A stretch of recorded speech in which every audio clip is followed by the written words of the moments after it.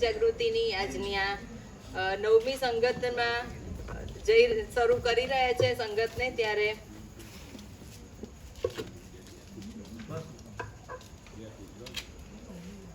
આપણી આ જે આત્મિક જાગૃતિની સંગત ચાલી રહી છે તેનો મુદ્રાલેખ છે તેઓના જેવા ન થાઓ, માંથી 6 અને 8.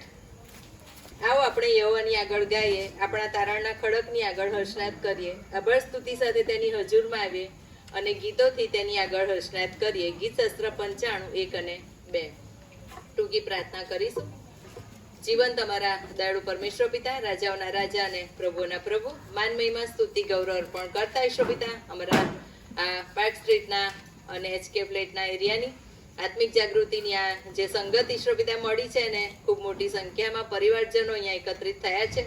તમારા સેવકોની ઉપસ્થિતિને માટે અમે આભાર માનીએ છીએ, એમ વાઇફના જુવાનોને માટે આભાર માનીએ છીએ. અને ઈશ્વર પિતા તમારી કૃપા ભલાઈ દયાના અનુભવમાં તમે અમને અત્યારે વચન તરફ દોરી લઈ જાઓ. અને ઈશ્વર પિતા અમે સ્તુતિ આરાધના સાથે તમારી આભાર સ્તુતિ કરી શકીએ. સાથે ઈશ્વર પિતા તમારા સેવક પાળક સાહેબ દ્વારા જે વચન પીરસવામાં આવે એ વચનની અંદર અમે અમારું ધ્યાન કેન્દ્રિત કરી શકીએ. વચન સમજવાને માટે તમે અમને જ્ઞાન અને ડહાપણ પૂરું પાડો, એ જ અમારી વિનંતી ને પ્રાર્થના છે. સાહેબના મુખના શબ્દો તમે બનો અને ઈશ્વર પિતા તમે વચન દ્વારા તમે અમારી સાથે વાત અને વ્યવહાર કરો. વચન સમજવાને માટે તમને કૃપા પૂરી પાડો. સાથે ઈશ્વર પિતા એમ વાઇફના જુવાનોને તમારી કૃપા દોરવણી પૂરી પાડો. વાચિંત્રો વગાડવાને માટે, ગીતો સ્તોત્રો ગાવાને માટે ઈશ્વર પિતા તમારી કૃપા સતત તમે તેમને પૂરી પાડો. એ છે વિનંતી ને પ્રાર્થના સાથે આ સંગતને તમે આશીર્વાદિત કરજો. તમારી હાજરીનો અમને અનુભવ કરાવો. જે કંઈ માંગ્યું તારનાર પ્રભુ ઈસુ ખ્રિસ્તના નામમાં સાંભળી સ્વીકાર તમે કરો. આમીન. 16 કલમ એ આપણે વાંચીશું અને સોનલબેન પરમાર એ આપણને વાંચનમાં દોરશે. માથીની સુવાર્તા 5મો અધ્યાય અને 13 થી 16 કલમ.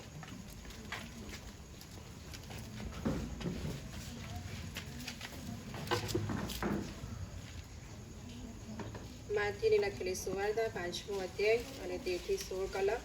મારા પાન નંબર પ્રમાણે 4.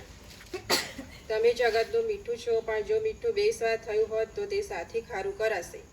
બહાર ફેંકાવા તથા માણસોના પગ તળે છૂંદાવા વગર તે બીજા કંઈ કામનું નથી. તમે જગતનું અજવાળું છો.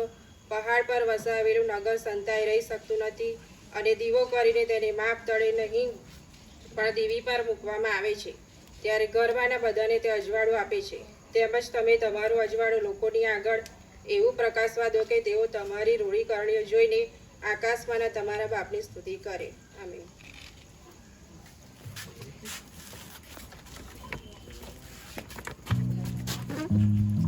આવો આપણે સર્વ આપણા સ્થાનો પર ઊભા થઈએ અને તાળીઓ સહિત સ્તુતિ આરાધનામાં જોડાઈએ. ગીતના શબ્દો છે, યીશુને હમે છુડાયા હૈ પાપો કે જાળ સે.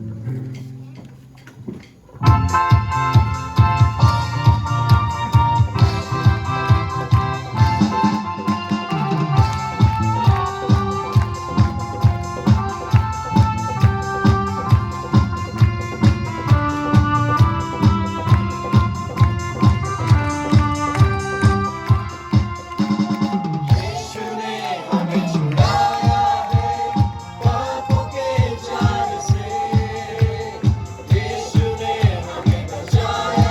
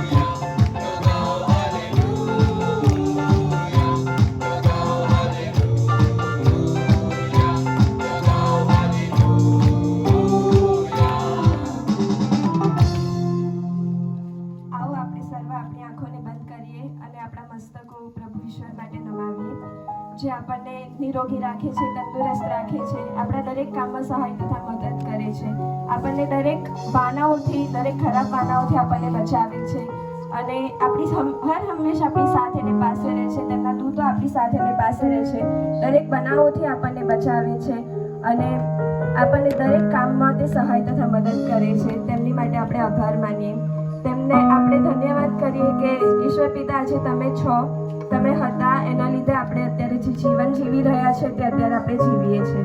તેમનો આભાર માનીએ, તેમની સ્તુતિ કરીએ, તેમની પ્રશંસા કરીએ, તેમના પ્રબોધકો બનીને આપણે તેમના વચનો આખા દુનિયામાં આપણે ફેલાવીએ અને આપણે સર્વ તેમના હાથો નીચે તેમની પ્રાર્થના કરીએ અને આપણે પ્રાર્થના ગીતમાં જોડાઈએ.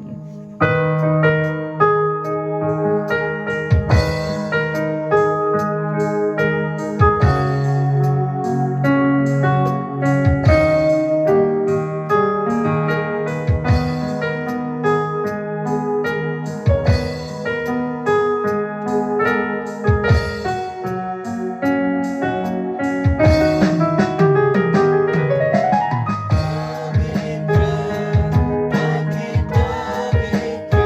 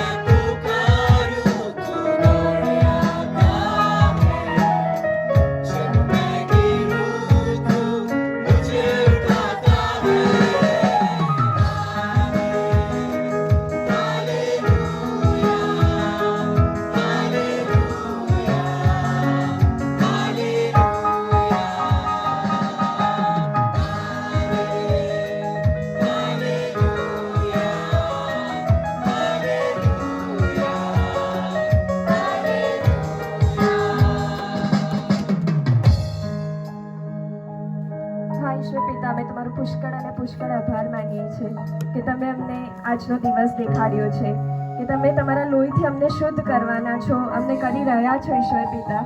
તમે અમને બોલાવો છો કે અમે તમારા બાજુમાં બેસીને સ્વર્ગનું અમે અનુભવ કરી શકીએ, પરંતુ અમે પાપોમાં એટલા બધા ઉલઝાઈ ગયા છે ઈશ્વર પિતા કે અમે જોઈ નથી શકતા, અમે તમારો અવાજ નથી સાંભળી શકતા. ત્યારે ઈશ્વર પિતા અમે તમારી પાસે અત્યારે માંગીએ છીએ કે જે કંઈ પણ તમારા વચનના સેવક અમને જે સંદેશો આપે એ તમારા મુખમાંથી નીકળે અને એ અમારા જીવનમાં અમે ઉતારી શકીએ તેવું તમે થવા દેજો ઈશ્વર પિતા. આગળનો સઘળો સમય અમે તમારા હાથમાં સોંપતા ઈશ્વર પિતાના નામમાં માંગીએ છીએ. સાંભળો તથા સ્વીકાર કરો બાપ. આમીન. અને ઈશ્વર જેવા થવું, ઈશ્વરના ગુણો, ઈશ્વરના જે ચારિત્ર છે એ ચારિત્ર સાથે આપણે જોડાઈએ અને એ બધી બાબતોમાં આપણે આ વિષયોમાં આગળ વધી રહ્યા છે. એટલે સૌથી પહેલાં ઈશ્વર પિતાનો પુષ્કળ આભાર માનું છું અને ઈશ્વર પિતાની કૃપાને કારણે આપણે આ વર્ષની આ લેન્ડ સિઝનની મિટિંગમાં મળી રહ્યા છીએ. અહીંયા જે આગળ કેરીનબેનનો પુષ્કળ આભાર માનીશ. તેઓ આ વિસ્તારના કારભારી છે અને તેઓની આગેવાનીમાં આ વિસ્તારમાં દરેક પરિવારોની મુલાકાત લેવામાં આવે છે. દરેક પરિવારોના દરેક કુટુંબોમાં જઈને પ્રાર્થનાઓ કરે, બાઇબલ વાંચન કરે, દાનો એકઠા કરે, કાઉન્સેલિંગની સેવા કરે. આ એક બહુ અદ્ભુત અને બહુ મોટી સેવા તેઓ કરી રહ્યા છે અને એ સેવાની બહુ મોટી અસર આ વિસ્તારમાં, આ સોસાયટીમાં છે અને એના કારણે તમે બધા અહીં હાજર છો.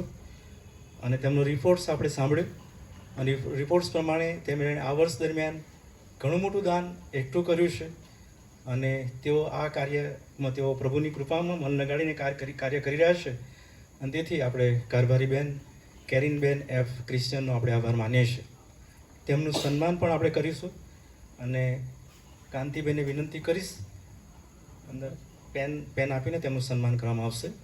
કેરીનબેન ઊભા થશો અને આપણે જોરદાર તાળીઓ પાડીશું. તેમની અદ્ભુત સેવાઓ પ્રભુ આશીર્વાદિત કરી છે.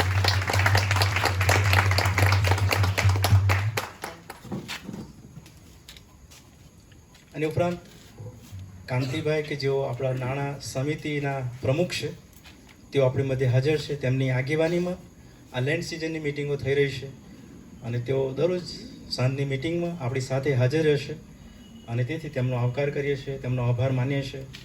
આપણી મધ્ય આજે મેજર જસવંત સાહેબ આ વિસ્તારમાં રહેશે, તેઓ પણ આપણી સાથે છે. મેજર જસવંત સાહેબનો પણ આપણે આવકાર કરતાં આભાર માનીએ છીએ, તેમની હાજરીની નોંધ લઈએ છીએ. તમે જે પાસ્ટેટ કમિટીના સભાસદો, સભ્યો, ભાઈઓ બહેનો જો આવો છો, બાળક તરીકે તમારો હું પુષ્કળ આભાર માનું છું. આજે મહિલા મંડળના પ્રમુખ આપણી મધ્ય હાજર છે, વિજયાબેન હાજર છે, તેઓનો પણ આપણે આવકાર કરીએ છીએ. સાથે તમે જે કારભારી ભાઈઓ બહેનો છો, ઘણા વિસ્તારોમાંથી દૂર દૂરથી આવો છો અને તમારા બધાની હાજરીને અમે નોંધ લેતા આવકાર કરીએ છીએ, આભાર માનીએ છીએ.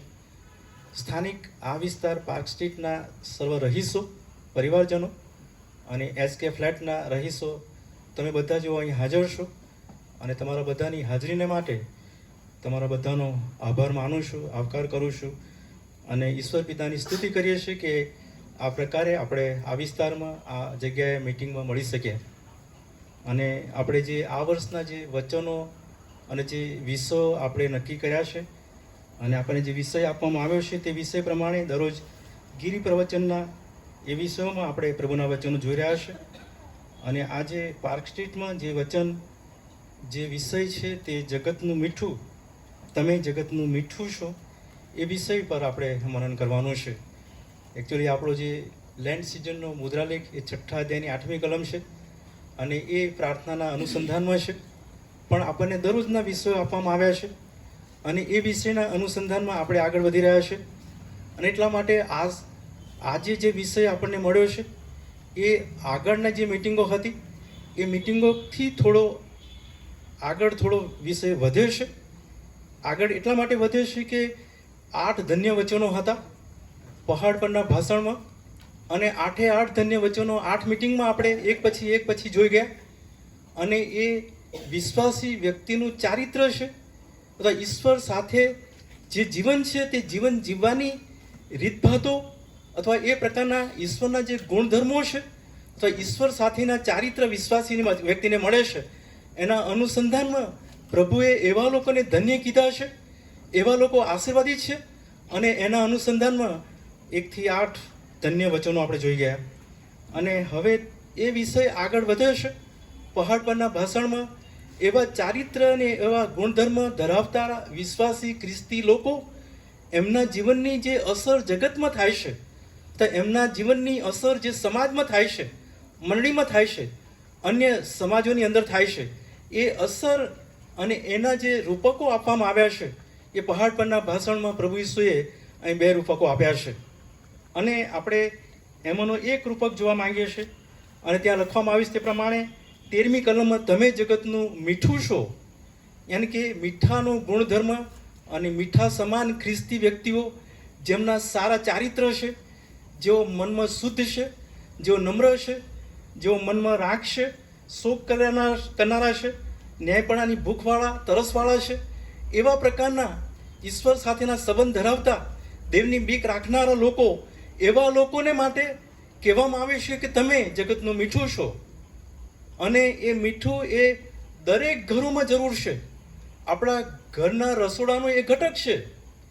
દુનિયાના કોઈ પણ દેશમાં જઈએ, કોઈ પણ ઘરોમાં જઈએ, ધનવાનનું ઘર હોય, ગરીબનું ઘર હોય, મધ્યમ ઘર હોય, કે ગમે તેવું ઝૂંપડું હોય, કે ગમે તેવા પ્રકારના લોકો હોય, પણ મીઠું તો તે ઉપયોગમાં લે જ.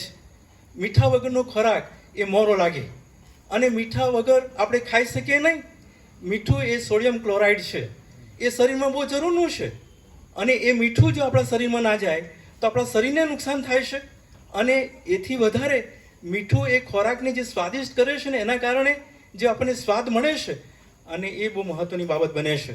અને એ મીઠાનું રૂપક આપીને ખ્રિસ્તી વિશ્વાસી વ્યક્તિઓને પ્રભુ ઈસુ ગિરી પ્રવચનમાં કહેશે કે તમે જગતનું મીઠું છો. ગ્રીક ભાષાની અંદર હાલાસ શબ્દ છે, જેનો મિનિંગ થાય છે નૈતિક અને સત્યનું રક્ષણ કરનાર. એના અનુસંધાનમાં ત્યાં એ શબ્દ લખવામાં આવ્યો છે. અને હેબ્રી ભાષામાં જે શબ્દ છે એ મેલાક છે.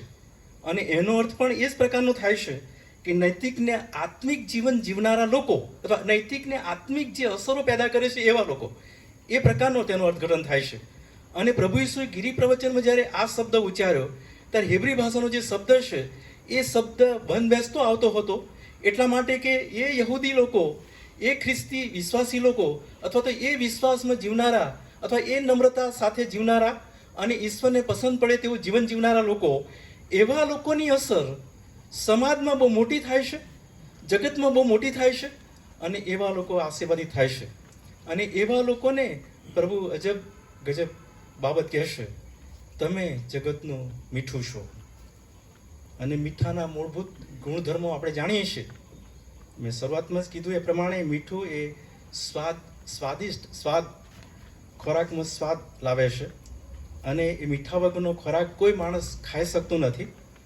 અને એ મીઠું જ્યારે આપણે લઈએ છીએ ત્યારે આપણને દરેક પ્રકારના, આપણી પાસે જે ખોરાકના વ્યંજનો કહેવાય કે જે બાબતો છે તે આપણને સ્વાદિષ્ટ લાગે છે અને મોરા લાગતા નથી. આપણે હોંશે હોંશે ખાઈએ છીએ. અને શરીર માટે બહુ જરૂરનું છે. એના પેલા ગુજરાતી અને પેલા જે શબ્દો, એના પર્યાય શબ્દોની બધી બાબતો જ્યારે હું જોતો હતો ત્યારે ઘણા બધા પ્રકારના શબ્દો મેં જોયા. એમાં લૂણ, ગુજરાતીમાં લૂણ કહે છે, સૈંદવ કહે છે, સમહલ કહે છે, નમક કહે છે.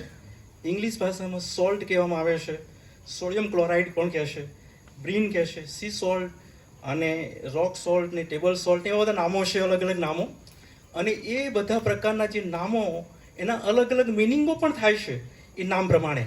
અને એ પ્રકારની જે બાબતો છે એ શરીર માટે, ખોરાક માટે, સ્વાદ માટે, શરીરમાં જે ઉણપ છે એના માટે, અને એની જે અસર થાય છે, મીઠાની જે અસર થાય છે, એ ચપટી મીઠું નાખીએ પણ આખો ખોરાક સ્વાદિષ્ટ થાય, એ બાબત મહત્વની છે.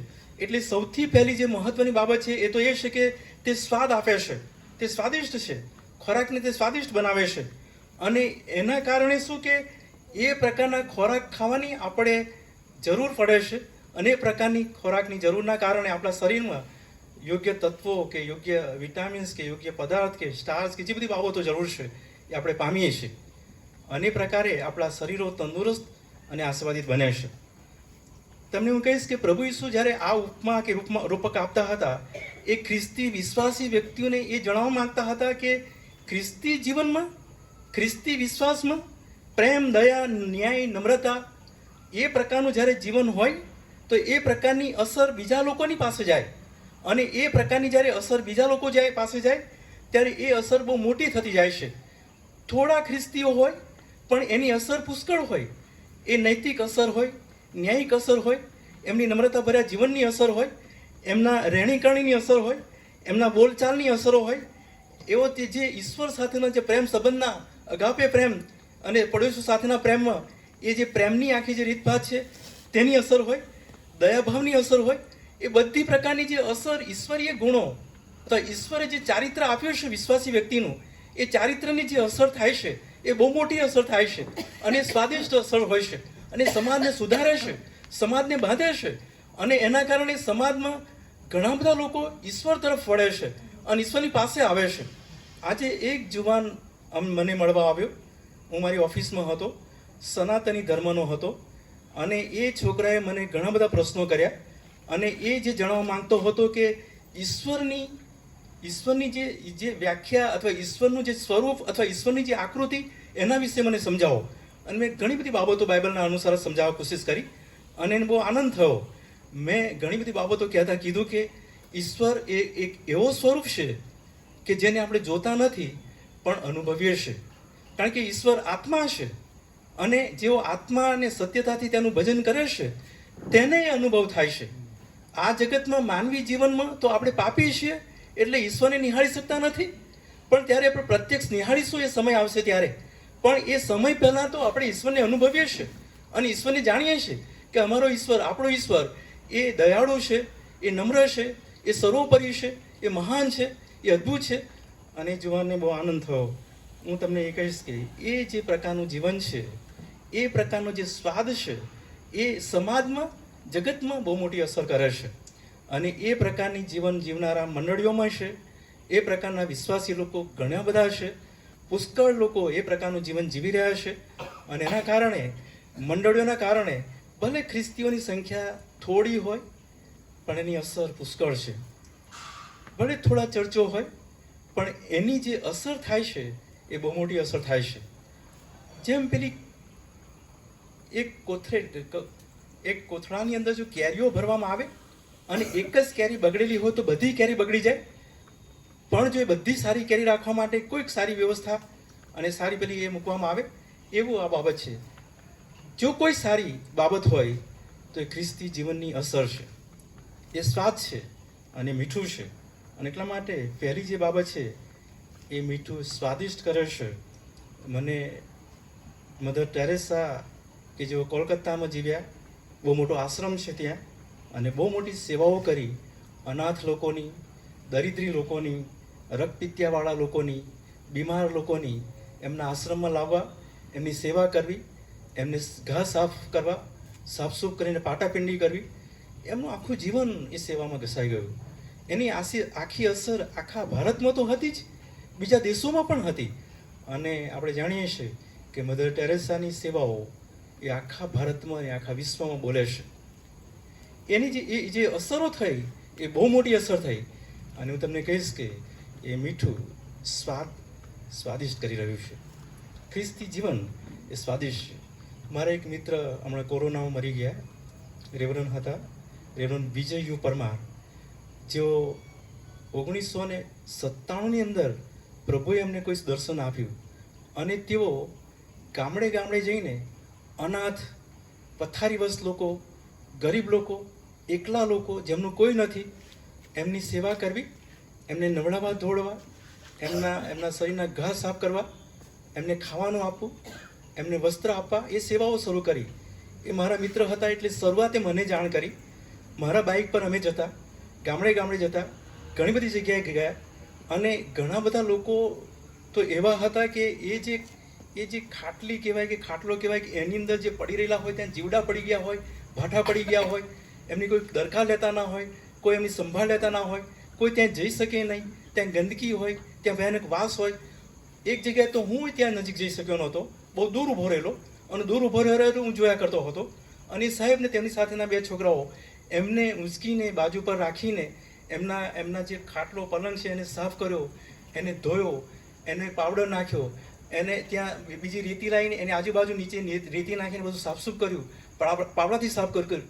હું તમને કહીશ કે એ જે પ્રકારની તેમણે જે સેવાઓ કરી આજે વટવૃક્ષ બની રહ્યું છે.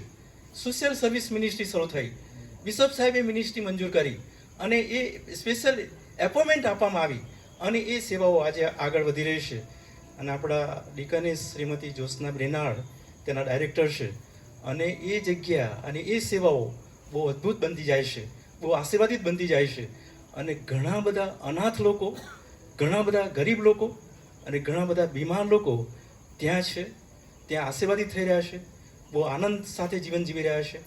અને એ બહુ મોટી અસર, બહુ મોટી અસર, મીઠા જેવી અસર, સ્વાદિષ્ટ અસર ત્યાં બની રહી છે. ઘણા બધા દાખલા એમાં આપી શકાય. હું તમને કહીશ કે આ પ્રકારની બાબત મેં જોઈ ત્યારે મને ખરેખર બહુ આનંદ થતો હતો. હું એમનો મિત્ર હતો એટલે આ સેવામાં હું છેક સુધી એમની સાથે હતો અને એ સેવાઓ આજે બહુ આશીર્વાદિત બની છે. બીજી બાબત, મીઠું એ સંરક્ષક છે, મીઠું એ બગાડ અટકાવે છે. કોઈ પણ પ્રકારના ખોરાકમાં મીઠું નાખીને મૂકી રાખવામાં આવે, અનાજમાં મીઠું નાખીને મૂકી રાખવામાં આવે. માંસ હોય તો માંસને રેફ્રિજરેટરમાં મૂકવું ના હોય તો આપણે મીઠાવાળું કરી અને એને બહાર રાખીએ અથવા કોઈ જગ્યાએ ફિટ કરીને મૂકીએ તો લાંબા સમય સુધી તેમાં બગાડ થતો અટકે છે, સડો થતો નથી અને બહુ સારી બાબત બને છે. આ એક બહુ મોટો ગુણધર્મ મીઠાનો છે. અને એ જે મહત્ત્વની બાબત છે તે મીઠાના ગુણધર્મને લીધે ઘણા બધા પ્રકારનો ખોરાક, ઘણા બધા અનાજ, ઘણા બધા માંસ એ લાંબા સમય સુધી બચી જાય છે, સડી જતા નથી, ગંધાઈ જતા નથી. આ દેશથી બીજા દેશ સુધી મોકલવામાં આવે છે અને ઘણા લાંબા સમય સુધી એ રહી શકે છે. અને એ પ્રકારની જે બાબત છે એ મીઠાનો ગુણધર્મ છે. અને હું તમને કહીશ કે ખ્રિસ્તી જીવનમાં એ જ નૈતિક જીવન છે, એ જ આત્મિક જીવન છે કે જે નીતિશાસ્ત્રથી ભરેલું છે, જે ઈશ્વરની બીક સાથેનું ભરેલું છે અને ઈશ્વરના માર્ગમાં તે ચાલે છે. અને એવા જે નૈતિક જીવન જીવનારા ખ્રિસ્તી વ્યક્તિઓ દુષ્ટ જગતમાં જ્યારે હોય છે ત્યારે એવા થોડા લોકો હોય છે, પણ એ નૈતિક અસર અથવા એ જે આત્મિક અસર એવા ઘણા બધા લોકોને થાય છે. મને યાદ આવે છે કે નૂહના જમાનો એ બહુ સૌથી ભૂંડો જમાનો હતો, દુષ્ટ જમાનો હતો. અને દુષ્ટ યુગમાં, દુષ્ટ જમાનામાં નૂહ એ ઈશ્વરની બીક રાખીને ચાલતો હતો, ઈશ્વરને પસંદ પડે તેવું જીવન જીવતો હતો અને ઈશ્વરના માર્ગમાં ચાલતો હતો. નૂહ એ ન્યાયી ગણાતો હતો. અને એટલા માટે નૂહને બચાવને માટે પ્રભુએ વહાણ બાંધવાનું કીધું, આપણે જાણીએ છીએ જૂના કરારના 6 અધ્યાયમાં. અને તેણે વહાણ બાંધ્યું, બધા લોકોને તેણે સંદેશો આપ્યો. મોટાભાગના દુષ્ટ લોકોએ સંદેશો સાંભળ્યો નહીં, એનો પરિવાર બચી ગયો. જળ પ્રલયથી પ્રભુએ તેનો બચાવ કર્યો. પણ હું તમને કહીશ કે એ જે સડો થતો હતો, એ સડો અટકાવવા માટે, બગાડ અટકાવવા માટે એક ન્યાયી વ્યક્તિ હતો કે એ ન્યાયી વ્યક્તિના કારણે પ્રભુએ તેનો બચાવ કર્યો. સદોમ ગામોરાહમાં એવી જ સ્થિતિ હતી. આખા સદોમ ગામોરાહની જે સ્થિતિ હતી, ફૂંડાઈ હતી, અનૈતિકતા હતી, જૂઠાઈ હતી, બહુ ભ્રષ્ટાચાર હતો, અનૈતિક જાતીય પાપ હતું. અને એ પ્રકારની પરિસ્થિતિમાં લોત એકલો ન્યાયી માલુમ પડ્યો. અને લોત ન્યાયી હતો માટે દેવ ત્યાં સદોમ ગોમોરામાં ગંધક ને અગ્નિથી તેનો નાશ કરતા ટાળતા હતા. દેવ યહોવા એને એ નગરમાંથી બહાર કાઢી નાખીને એ નગરનો તેમણે નાશ કર્યો. પણ હું તમને કહીશ કે એક ન્યાયી વ્યક્તિ, ઈશ્વર આખા નગરને બચાવતા હતા. એક ન્યાયી વ્યક્તિના કારણે આખું નગર બચતું હતું. અને જ્યાં સુધી ન્યાયી વ્યક્તિ બહાર નીકળી ગયો નહીં, બહાર કાઢી નાખવામાં ના આવ્યો, ત્યાં સુધી દેવનો કોપ, દેવની શિક્ષા, દેવની યાચના અને દેવનો વિનાશ અટકતો હતો. ગંધકને અગ્નિથી એ નગરોને બાળી નાખવામાં આવ્યા.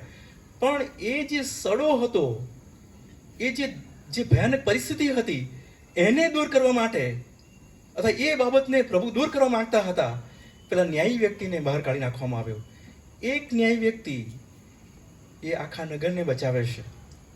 એક સમાજનો ન્યાયી વ્યક્તિ આખી મંડળીને બચાવે છે.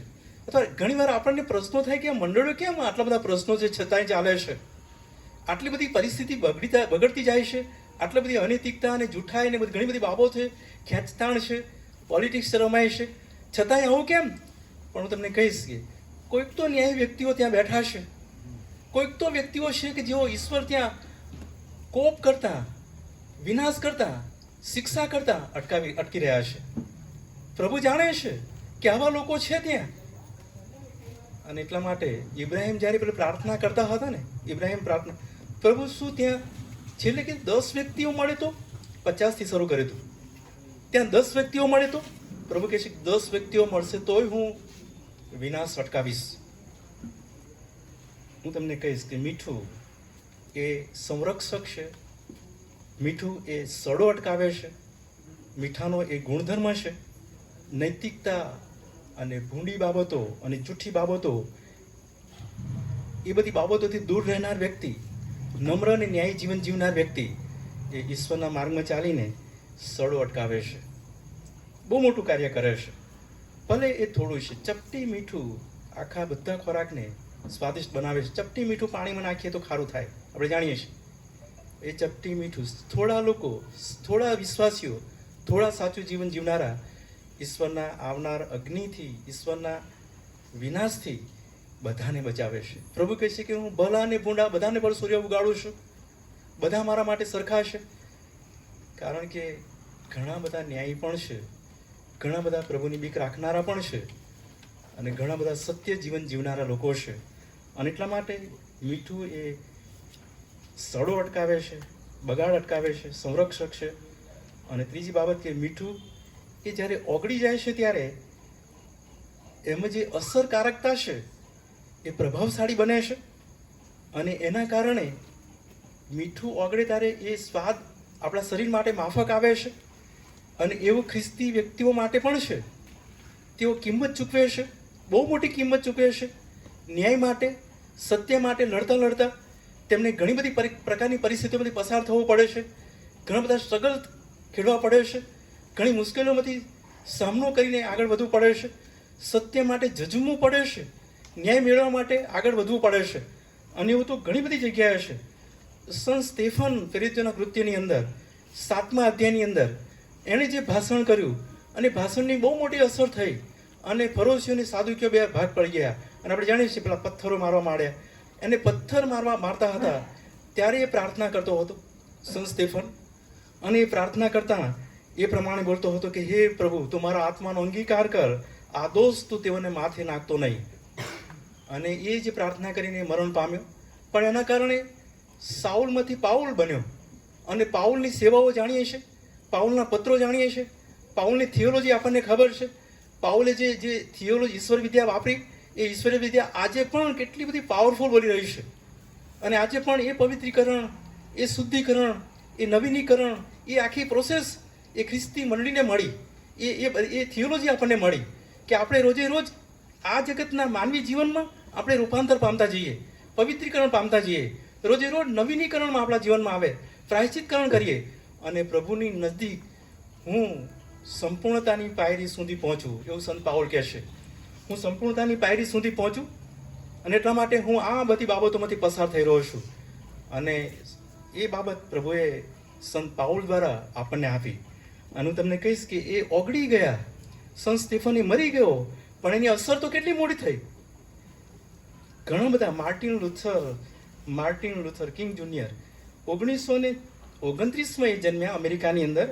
1968માં તેમને હત્યા કરી નાખવામાં આવી. પણ તેમણે એ થોડા વર્ષોની અંદર, 35 વર્ષની અંદર નોબેલ પ્રાઇઝ તેમને મળેલું, ઇનામ મળેલું. પણ એમણે જે જાતિવાદ છે અને વંશીય જે ભેદભાવ હતા અમેરિકાની અંદર, એના માટે તેમણે જે લડત ઉપાડી, એ જે ન્યાયની લડત, એ જે સત્યની લડત, એના કારણે બહુ મોટું કાયદા ત્યાં બનાવવામાં આવ્યા. અને એ આ જે વંશીય ભેદભાવ છે એને દૂર કરવામાં આવ્યા. એમની હત્યા કરી નાખવામાં આવી 1968માં. પણ એમના ગયા પછી અમેરિકાની અંદર આજે ભેદભાવના સ્પેસિફિક કાયદા બની ગયા, અને એ કાયદાઓ કામ કરી રહ્યા છે. ત્યાં એ પ્રકારની સ્થિતિને માન્યતા આપવામાં આવતી નથી, ભેદભાવની બાબતો, વંશીય બાબતો. અને એ જાતિવાદ એ ઘણા બધા દેશોમાં એની બહુ મોટી અસર થાય છે. અને એ પ્રકારની શિક્ષા, એ પ્રકારની બાબતો, અને એ પ્રકારમાંથી તેઓ એ માનવાધિકાર અથવા તો ન્યાયને માટે તેમણે પ્રેરણારૂપ જીવન જીવ્યા. અને એ પ્રકારની બાબતો આપણે જોઈએ છે. અને એ સાચું ઓગળી ગયેલું જીવન, મીણબત્તી પોતાની જાતને બાળીને બીજાઓને પ્રકાશ આપે, અગરબત્તી પોતાની જાતને બાળીને બીજાઓને સુવાસ આપે. પણ એટલામાં તો બધા સુવાસિત થાય છે જ કે જે જગ્યાએ છે. કોઈ પ્રભુનો સેવક એવું કહેશે કે બીજાઓને સાપ આપવા કરતાં ખૂણાની મીણબત્તી બનીને જીવન જીવવું એ આપણા માટે સારું છે. કારણ કે એટલા વિસ્તારમાં તો આપણે પ્રકાશ આપીએ છીએ, અંધકારને દૂર કરીએ છીએ, અને એ બહુ મોટી અસર થાય છે. અને એ અસર સમાજમાં બહુ કાયમી બની જાય છે અને લોકો કાયમ યાદ રાખે છે. અને એ અસરના કારણે ઘણા બધા લોકો ઈશ્વર તરફ આવે છે. અને એ પ્રકારની બાબત ઓગળી જવું, મીઠું એ ઓગળી જાય છે, પણ સમાજમાં બહુ મોટી અસરકારકતા અને પ્રેરણાત્મક બાબતો ઊભી કરે છે. પ્રભુ ઈસુએ આ જ ઉપમાની અંદર અથવા આ રૂપકની અંદર બીજી એક બાબત કહી છે, અને તો એ કહે છે કે જો મીઠું બે સ્વાદ થયું હોય તો તે સાથે ખારું કરાશે. ત્યાં લખ્યું છે તે પ્રમાણે તેને બહાર ફેંકાવા તથા માણસોના પગ તળે છોડાવવા વગર તે બીજા કંઈ કામનું નથી. એટલે કે એનો અર્થ એવો થાય છે કે આ જે પ્રકારનું મીઠું વધારે પડતું જો ખોરાકમાં પડે તો વધારે પડતું જો પાણીમાં નાખવામાં આવે તો એ પાણી આપણે પી શકતા નથી, એ ખોરાક આપણે ખાઈ શકતા નથી, એ બેસ્વાદુ થઈ જાય છે. અથવા મીઠાનો એ પણ ગુણધર્મ છે કે અતિશય ખારું પણ છે, અને અતિશય ખારુંના ખારાશના કારણે એ ખોરાક બગડી પણ જાય છે, પાણી બગડી પણ જાય છે, અને કસાય કામનું રહેતું નથી. અને કસાય કામનું રહેતું નથી પછી ફેંકી દેવું પડે છે, એને પગ તળે ખૂંદવામાં આવે છે, એની કોઈ વેલ્યુ રહેતું નથી, કિંમત વગરનું થઈ જાય છે. અને એટલા માટે પ્રભુએ કીધું છે કે વિશ્વાસી વ્યક્તિઓ, ખ્રિસ્તી વ્યક્તિઓ જ્યારે પાપમાં ફરી પાછા પડે છે અને એ ઈશ્વરના વચનોનું પાલન કરતા નથી અને પોતાની અસરતા ઈશ્વર સાથેના સંબંધની ખોઈ નાખે છે, અને પછી એ જૂના જીવનમાં, પૂર્ણા જીવનમાં, જૂઠા જીવનમાં, જાતીય જીવનમાં, ખોટા જીવનમાં પાછા ચાલ્યા જાય છે, ત્યારે તેમની અસરતા જે છે, જે અસર તારણ પછી થયેલી હતી, જે સાચી અસર હતી, એ ગુમાવી દેશે. તો એ અસર જ્યારે ગુમાવી દીધા પછી એ જગત માટે, સમાજ માટે એક સારી સાક્ષી રહી શકતી નથી. એ સારી સાક્ષી નહીં હોવાના કારણે એ અહીં ત્યાં કસાય કામના રહેતા નથી. ઘણીવાર મેં આ બાબત કહી છે ઘણા લોકોની આગળ કે પીવાનું પાણીની માટલી લાવીએ ને આપણે, અને એમાં ઠંડુ પાણી રહે, ઠંડુ પાણી આપણે પીએ, અને માટલીનું પાણી બહુ સ્વચ્છ હોય અને મિનરલ જેવું વોટર મળે આપણને, બહુ સારું પાણી મળે, પણ માટલી લાંબા ગાળે તૂટે, તિરાડ થાય. તિરાડ થઈ ગયા પછી એ માટલી પીવાના પાણીને માટે, ભરવાને માટે લાયક રહેતી નથી. એટલે આપણે પછી રહેણ કરીએ અથવા સિમેન્ટ લગાવી અને ફરી પાછી એ માટલીને સરખી કરીને એમાં પીવા લાયક પાણી ભરીએ અને ફરી પાછી એ માટલીનો ઉપયોગ કરીએ. તો એ જગતની રીતે આપણે એવું સમજીને પાણી પીએ છીએ કે આ ભાંગેલી માટલીને અમે રિપેરિંગ કરી છે અને હવે પીવાલાયક બની છે, અને હવે અમે એમાંથી પાણી પીએ છીએ. એ બાબત આપણે સમજીએ છીએ. પણ માણસોના મનમાં, જગતના મનમાં તો એ બાબત કાયમી રહી જાય છે. કેમ રહી જાય છે? કારણ રહેણ કરેલી, સિમેન્ટ કરેલી માટલી છે, ભાંગી ગયેલી માટલી છે. એ બાબત કદી ભૂલાતી નથી. હા, ઈશ્વર પૂર્વ પશ્ચિમ જેટલું દૂર છે એટલા પાપ દૂર કરે છે, માફ કરે છે. ફરી દાઉદ રાજા દેવની પાસે ગયા, પશ્ચાતાપ કર્યો, પ્રભુએ તેમને માફ કર્યું, પ્રભુએ તેમને જીવન આપીને આશીર્વાદ આપ્યો. એ જુદી વાત છે. પણ જગતની રીતે તો રહેણ કરેલું, તો સિમેન્ટ કરેલું, ફરી તેમને ઉપયોગમાં લીધેલું. પણ હું તમને કહીશ કે વિશ્વાસી વ્યક્તિઓ પોતાની અસર ગુમાવી દેશે, ઈશ્વર સાથેનો સંબંધ છોડી દેશે અને ભૂંડા જીવનમાં ચાલ્યા જાય છે, ખોટા વ્યસનો તરફ ચાલ્યા જાય છે. ખોટી બાબતો જ્યારે તેઓ કરે છે ત્યારે જે બાબત બને છે એ તેઓ અસરકારકતા ગુમાવે છે. હવે પ્રેરણાત્મક બાબતો રહેતી નથી, પ્રતિભાશાળી જીવન રહેતું નથી. હા, એ વિશ્વાસી વ્યક્તિઓને પછી પ્રભુ એને સ્વીકારી લે છે ને પછી બધા સમાજમાં ફરતો ઉઠતો જાય, વ્યસ્તો ઉઠતો થાય. પણ એ બધી બાબતો માણસના મગજમાં તો પેલું જ રહેશે, ક્યારેય ભૂલાતું નથી. હું તમારી આગળ આ બહુ મોટો પદાર્થ પાઠ એટલા માટે કહી રહ્યો છું કે ઈશ્વર લાયક ગણે ખરા, ઈશ્વર માફ કરે ખરા, ઈશ્વર ફરી આપણને ઉપયોગી કરે ખરા, પણ જે અસરકારકતાઓ છે ને જગતમાં, એ લોકોના મનમાંથી ખસી જાય છે. એ અસરકારકતાઓ રહેતા નથી. એટલે તમે જો ઘણા બધા વિશ્વાસી વ્યક્તિઓના જીવનો એ આજે આપણી આગળ ઊભા હોય છે છતાંય તેમની અસર થતી નથી. ઘણા બધા પાળક સાહેબના જીવનો એ આપણી સમક્ષ છે છતાંય એની અસર થતી નથી. કેમ? કારણ કે એક પ્રકારની ભૂલ, એક પ્રકારના જીવનમાં, એક પ્રકારના ભૂંડા બાબતોમાં એ લોકો ચાલ્યા ગયા. એમણે નૈતિકતા ગુમાવી, એમણે એમનું જીવનની જે સાચી સ્થિતિ છે એને ગુમાવી, અસરકારકતા ગુમાવી. પ્રેરણાત્મક જીવન જીવતા હતા એ ગુમાવ્યું, પ્રતિભાશાળી જીવન હતું એ ગુમાવી દીધું. હવે પાછા ઈશ્વરની સાથે આવ્યા ખરા, ઈશ્વરે તેમને માફ કર્યું ખરું, હવે તે આગળ આવી રહ્યા છે ખરા, પણ દરેક લોકોની આગળ એની જે અસર છે તે ગુમાવી દેશે.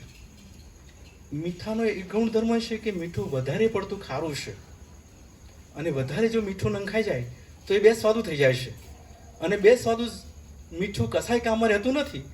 એમ ઘણા બધા ખ્રિસ્તી વિશ્વાસી જીવન, એવા વ્યક્તિઓના જીવનો એ આ પ્રકારના બની જાય છે. એમની અસરકારકતા એ ગુમાવી બેસે છે. એમનું સાચું જીવન એ લોકોની આગળ બોલતું નથી.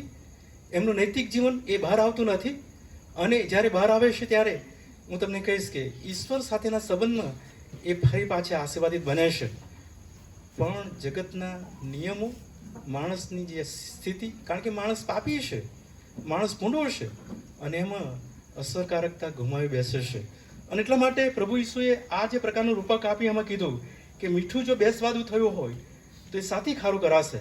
બહાર ફેંકાવા તથા માણસના પગ તળે છૂંદાવા સિવાય બીજા કસાય કામનું રહેતું નથી.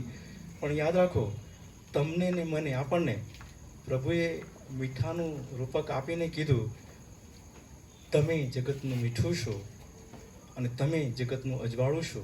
પણ એ જગતનું મીઠું એવા લોકો છે કે જેઓ આત્મામાં રાખશે, જેઓ નમ્ર છે, જેઓને ન્યાયપણાની ભૂખ ને તરસ છે, જેઓ દયાળુ છે, જેઓ મનમાં શુદ્ધ છે, જેઓને ન્યાયપણાની સતાવણી કરાય છે.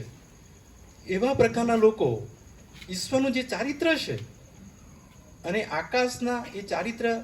આકાશના ઈશ્વરના ચારિત્ર સાથે જીવન જીવનારા લોકો, એવા લોકો ધન્ય છે, એવા લોકો પરમ સુખી છે, એવા લોકો આશીર્વાદિત છે, અને એવા લોકો જગતનું મીઠું છે, અને એવા લોકો જગતનું અજવાળું છે.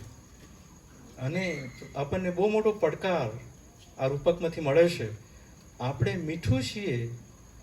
યાદ રાખો, મીઠું અતિશય ખારું પણ છે. જો મીઠું બેસ્વાદું થઈ ગયું, જો આપણે વિશ્વાસ ગુમાવી બેઠા, અથવા આપણે નિરાશ થઈ ગયા, અથવા આપણે ભૂંડા જીવનમાં ચાલ્યા ગયા, તો આપણી જે અસરકારકતા છે, આપણી જે સાક્ષી છે, અથવા આપણી જે ઉપદેશ અથવા આપણું જે જીવન છે, એ હવે ફરી બોલવા માટે, હવે ફરી ઊભા રહેવા માટે એટલી અસરકારકતા રહેતી નથી. અને એ માટે આપણે સાવધ રહેવાની જરૂર છે. એ માટે આપણે મીઠા સમાન બનીને આગળ વધવાની જરૂર છે. અને એ માટે ઈશ્વરના વચનો પ્રમાણે જીવન જીવવાની જરૂર છે. અને એ પ્રકારે જીવન જીવીને પ્રભુને મહિમા આપવાની જરૂર છે. અને એ પ્રકારે જો જીવન જીવીશું તો આપણે સમાજ માટે, મંડળી માટે, જગત માટે, ઘણા બધા લોકોને માટે એક સાક્ષીનું ને પ્રકાશનું કારણ બનીશું. અને ઘણા બધા લોકોને આપણે ફસલ લઈને સ્વર્ગમાં જઈશું, પ્રભુની આગળ ઊભા રહીશું. અને એવો સમય આવવાનો છે. એ સમય આવતા પહેલાં આ જગતમાં, પૃથ્વી પર, માનવી જીવનમાં આપણે જગતનું મીઠું બનીએ, જગતનું અજવાળું બનીએ. સાચું અજવાળું, સાચું મીઠું એ દરેક જીવનો બદલે છે, આશીર્વાદો આપે છે. અને એ પ્રકારના જીવન દ્વારા પ્રભુનો મહિમા પ્રગટ કરીએ. આ વચનો વધારે ને વધારે પ્રભુ આપણને સમજ આપે. આમીન. અને આવો આપણે પ્રાર્થના કરીએ. આપણે આંખો બંધ કરીએ અને પ્રભુનું આ વચન જ્યારે આપણી પાસે આવ્યું છે ત્યારે આપણા મનોમાં આપણે વિચાર કરીએ. આપણે આંખો બંધ કરીએ, આપણા મનોમાં આપણે વિચાર કરીએ કે આપણે આ જગતનું મીઠું છીએ. પ્રભુએ આપણને ચારિત્ર અને ગુણધર્મો આપ્યા છે, સાચા વિશ્વાસમાં આપણને તૈયાર કર્યા છે. ત્યારે આપણા દ્વારા ઘણા બધા લોકો પ્રભુ પાસે આવે. આપણી સાક્ષી એ ઈશ્વરને માટે, જગતને માટે બહુ અસરકારક હોય. અને એ પ્રકારે પ્રભુ આપણને જે રૂપક આપે છે તે પ્રમાણે આપણે સાચા મીઠા સમાન બનીએ અને સાચા અજવાળા સમાન બનીએ.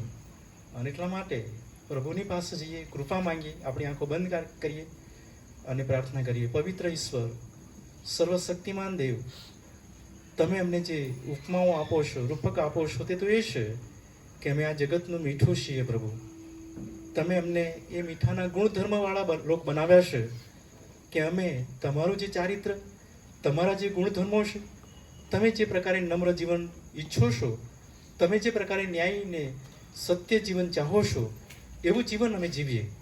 એવી અસરકારકતા અમે જગતની આગળ રજૂ કરીએ. એવા પ્રકારનો સ્વાદ લોકોની પાસે જાય, એવા પ્રકારનું અજવાળું અમે લોકોની પાસે પ્રકાશવા દઈએ કે જેથી કરીને પ્રભુ તમારું રાજ્ય વિશાળ ને વિસ્તૃત બને, તમારો મહિમા પ્રગટ થાય અને ઘણા બધા લોકો તમારા રાજ્યમાં ઉમેરાય, તમારી પાસે આવે. તેવી વિનંતી પ્રભુ અમે કરીએ છીએ. તમારા દીકરા દીકરીઓ જેઓએ આ વચન સાંભળ્યું છે પ્રભુ, તેમના આત્માઓને તમે તારો, તેમના જીવનોને તમે આસ્વાદિત કરો, તેમના વિશ્વાસને તમે વધારો, તેમના જીવન દ્વારા તમે મહિમા પામો અને તેઓ જેમ મીઠાના એ વધારે પડતું મીઠું એ બેસ્વાદુ બની જાય છે, તેવા પ્રકારની સ્થિતિમાંથી બચાવી લો. જૂઠી બાબતો, ભૂંડી બાબતો, અશુદ્ધ બાબતો, અનૈતિક જીવનો, જૂઠા જીવનોથી બચાવો. અને પ્રભુ તમારી જે સાચી જીવનની જે લાક્ષણિકતાઓ છે, ચારિત્રો છે, ગુણધર્મો છે, એ પ્રકારના જીવનમાં ચાલવાને માટે, એવા વિશ્વાસમાં આગળ વધવાને માટે તમારી કૃપા અને સામર્થ્ય પૂરું પાડો તેવી વિનંતી પ્રભુ અમે કરીએ છીએ. અમે સૌ અમારા પાપો અપરાધોને કબૂલ કરીએ છીએ. પ્રભુ તમે અમને માફ કરો, શુદ્ધ કરો અને પવિત્ર કરો. અમે બધા તમારા હાથોમાં સોંપાતા અમારી આ પ્રાર્થના તારનાર મુક્તિદાતા પ્રભુ ઈસુમાં તમે સાંભળો અને માન્ય કરો. આમીન.